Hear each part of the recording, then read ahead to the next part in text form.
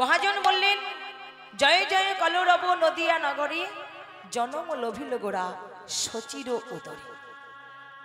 শচী মায়ের কোলালো করে আমার গৌরাঙ্গ মহাপ্রভু কৃপা করে মাটির পৃথিবীতে নেমে এসেছে। শচী মায়ের আনন্দ মুখর আনন্দ আমাদের অচৈতন্য জীবকে চেতনা দেওয়ার জন্য, আমাদের চৈতন্য সত্তাটাকে বৃদ্ধি করবার জন্য, জাগরিত করবার জন্য, তুলে ধরবার জন্য আমার গৌরাঙ্গ মহাপ্রভু কৃপা করে মাটির পৃথিবীতে নেমে এসেছে। প্রথমত ছেলে হয়েছে। মায়েরা দেখবেন আস্তে আস্তে পেছনে দিকে মায়েরা কথা বলবেন না। আমাদের বাড়িতে যদি একটা ছোট্ট ছেলের জন্ম হয় কিংবা নাতির জন্ম হয়, এতে কিন্তু সবার আনন্দ হয়। কি বাবা, তাই না? সবারই আনন্দ হয়। কিন্তু আজকে শচী মায়ের কোলালো করে যে ছেলেটা এসেছে, সে আবার যেমন তেমন ছেলে নয়। সে কে না, সে হলো ঈশ্বর পরম কৃষ্ণ সচ্চিদানন্দ বিগ্রহ, অনাদির আদি গোবিন্দ, সর্বকারণের কারণ।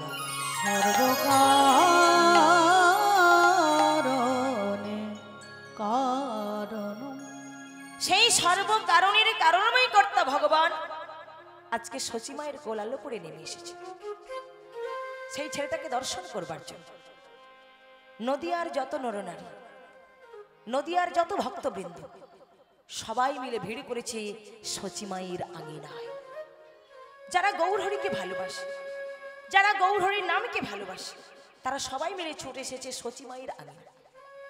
এই যেমন আজকে আপনারা সকলে হরিবাস উৎসবে ছুটে এসেছেন হরিনাম শ্রবণ করবার জন্য। হরিনামকে ভালোবাসেন বলে, ভগবানের নামকে ভালোবাসেন বলে আজকে আপনারা সবাই মিলে ছুটে এসেছেন হরিবাস। ঠিক তদ্রূপ যারা গৌরহরিকে ভালোবাসে, গৌরহরির নামকে যারা ভালোবাসে, তারা সবাই মিলে ভিড় করেছে ওই শচী মায়ের আঙিনায়। এবারে কেউ একজনে দেখে বাড়ি ফিরে যাচ্ছে, আবার কেউ দেখবার জন্য আসছে। এমন সময় পথের মাঝখানে দুজনের দেখা হয়ে গেল। যে দেখবার জন্য যাচ্ছে সে জিজ্ঞাসা করছে কাকে, না যে দেখে ফিরে আসছে। দিদি, ও দিদি, ওই ছেলেটাকে কেমন দেখলে গো? বলো না, ওই ছেলেটাকে কেমন দেখলে? মায়েরা বলুন তো, আমাদের বাড়ির ছোট্ট ছেলের মুখটা যদি দেখতে সুন্দর হয়, আমরা বলি না, আহারে কি সুন্দর মুখখানা যেন চাঁদের মতো হয়েছে। কি বাবা, তাই তো? কি সুন্দর মুখখানা চাঁদের মতো হয়েছে। দেখুন, আমরা কিন্তু সূর্যের মতো বলি না, আবার তারার মতো বলি না, শুধুমাত্র বলে থাকি আহারে কি সুন্দর মুখখানা চাঁদের মতো হয়েছে।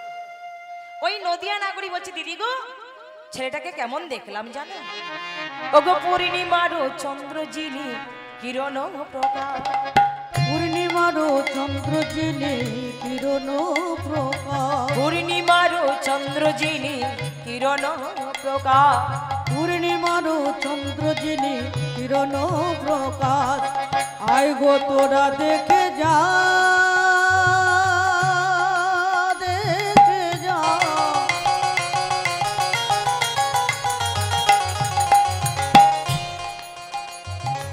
ও গণ দেবাছি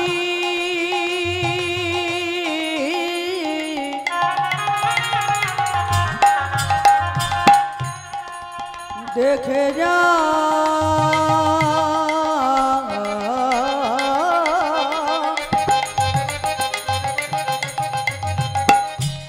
গোরা চাঁদের উদয়,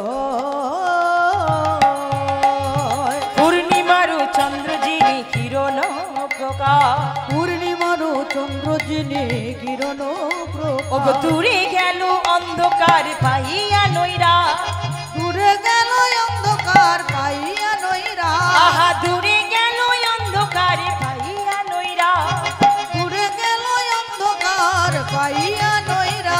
আধার দূরে গেল হে, আধার দূরে গেল হে, ওই আধার দূরে গেল হে, আধার দূরে গেল আবার হে, গোরা চাঁদের উদয় কালে আধার দূরে গেল হে, গোরা চাঁদের উদয়, আহা নিরানন্দ গেল দূরে, গোরা চাঁদের উদয় কালে নিরানন্দ গেল দূরে, গোরা চাঁদের উদয় কালে নিরানন্দ গেল দূরে, গোরা চাঁদের উদয় কালে গেল। আধার দূরে গেল হে, আধার দূরে গেল হে, আধার দূরে গেল হে। শ্রীকৃষ্ণ চৈতন্য মহাপ্রভু কলির অচৈতন্য জীবকে চেতনা দেওয়ার জন্য নেমে এসেছে। তবে লক্ষ্য করুন বাবা, ভগবানের যে বারে বারে মাটির পৃথিবীতে নেমে আসে, এর পেছনে অনেক কারণ রয়েছে, অনেক, কিন্তু তার মধ্যে প্রধান হলো মাত্র 3টি কারণ। সেটা আমি বলছি, ভগবান নিজ মুখেই বলছে। ওই কুরুক্ষেত্রের মাঠে দাঁড়িয়ে গীতার মধ্য দিয়ে অর্জুনকে বলেছিলেন, হে অর্জুন, প্রধানত 3টি কারণেই আমাকে বারে বারে মাটির পৃথিবীতে নেমে আসতে হয়। এই 3টি কারণ কে কি? পরিত্রাণায় সাধুনাং বিনাশায় চতুষ্কৃতম ধর্ম সংস্থাপনার্থায় সম্ভবামি যুগে যুগে সম্ভবামি যুগে যুগে। পরিত্রাণ সাধুনা, সাধুদের পরিত্রাণ করবার জন্য, বিনাশায় চতুষ্কৃত দুষ্কৃতীদের দমন করবার জন্য, আর ধর্ম সংস্থাপনার্থায়ও সম্ভবামি যুগে যুগে, ধর্মকে স্থাপন করবার জন্য, ধর্মকে রক্ষা করবার জন্য আমাকে যুগে যুগে বারে বারে এই মাটির পৃথিবীতে নেমে আসতে হয়। তাই গৌরাঙ্গ মহাপ্রভুকে বলা হয় দয়াল সাগর। অযাচিত ভাবে তিনি প্রেম দান করে দিয়েছিলেন, কাউকে তিনি বাকি রাখলেন না। সমাজের মধ্যে যিনি ব্রাহ্মণ তাকে তিনি যেই প্রেম দিলেন, আবার যিনি বৈষ্ণব তাকেও তিনি সেই একই প্রেম দিলেন। শুধু তাই নয়, সমাজের মধ্যে যারা বিধর্মী, যারা মুসলমান, ঠাকুর আমার তাদেরকে যেই প্রেম দিলেন, আবার যিনি চণ্ডাল তাকেও তিনি একই প্রেম দানে দানে করে। ওই যে উঁচু নিচু যাহা ছিল প্রেম বন্যায় ভাসাইল, গোরা বড় দয়াল, গোরা বড় দয়াল ঠাকুর। মায়েরা বলুন তো, এ জগতে তেলা মাথায় তেল কারা দেয় গো? তেলা মাথায় তেল দেওয়া মানে বোঝেন? হরে কৃষ্ণ বাবা, মায়েরা বোঝেন? যার মাথায় তেল রয়েছে পুনরায় তার মাথায় তেল দেওয়ার নামটাই হলো তেলা মাথায় তেল দেওয়া। এমন কাজ কারা করে? যারা ধান্দাবাজ তারা করে এমন কাজ। কিন্তু যার মাথায় তেল নেই তার মাথায় তেল দেওয়াটার কাজই হলো দয়ালু তার কাজ। জগতে যার প্রেম পাওয়ার কথা তাকে তো প্রেম দিচ্ছে, কিন্তু যার প্রেম পাওয়ার কোনো কথাই ছিল না তাকেও পর্যন্ত প্রেম বন্যায় ভাসিয়ে দিলে। হরি হরি বল, হরি বল। হরিদাস ঠাকুর 3 লক্ষ নাম করতেন বাবা, তাই হরিদাস ঠাকুরকে বলা হতো নামাচার্য হরিদাস। 3 লক্ষ নাম গাইতেন, 1 লক্ষ উচ্চস্বরে, 1 লক্ষ আস্তে আস্তে করে, আর 1 লক্ষ মনে মনে, এই 3 লক্ষ নাম গাইতেন। তাই হরিদাস ঠাকুরকে বলা হতো নামাচার্য হরিদাস। তার প্রেম পাওয়ার অধিকার রয়েছে। হরিদাস ঠাকুরকে যদি প্রেম দেওয়া হয় এটা সকলে মেনে নেবে, কেউ প্রতিবাদ করবে না। কিন্তু জগাই মাধের মতো দুষ্ট পাষণ্ড ব্যক্তি,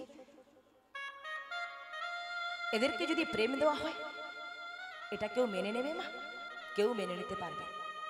চৈতন্য ভাগবতে যা বলা হয়েছে এই জগাই মাধাই সম্পর্কে, ব্রাহ্মণের সন্তান হয়ে করে মদ্য মাংস ভক্ষণ, টাকা চুরি, পরগৃহ দাহ সর্বক্ষণ। জগাই মাধাই ব্রাহ্মণের সন্তান, কিন্তু ব্রাহ্মণের সন্তান হয়ে মদ্য মাংস ভক্ষণ করে, টাকা চুরিকে চুরি করে, ডাকাতিকে ডাকাতি করে, আবার পরের ঘরে আগুন ধরিয়ে দেয়। তাহলে বলুন বাবা, এমন দুষ্টু ব্যক্তি যদি আমাদের সমাজে থাকে, সংসারে থাকে, গ্রামে থাকে, গ্রামের মানুষ তাকে মেনে নিতে পারবে? কখনোই মেনে নিতে পারবে না। এক ঘরে করে দেবে, 2-4 ঘা বসিয়ে দেবে, থানা পুলিশ পর্যন্ত হয়ে যাবে, অনেক কিছু হয়ে যাবে। কিন্তু সে জায়গায় আমার গৌরাঙ্গ মহাপ্রভু কেমন দয়াল ঠাকুর। জগতে জগাই মাধাই মগ্ন যারা পাপের পাকে, সকলের পাপ নিয়ে এসে সোনার গৌর অঙ্গে হরি বল, হরি বল।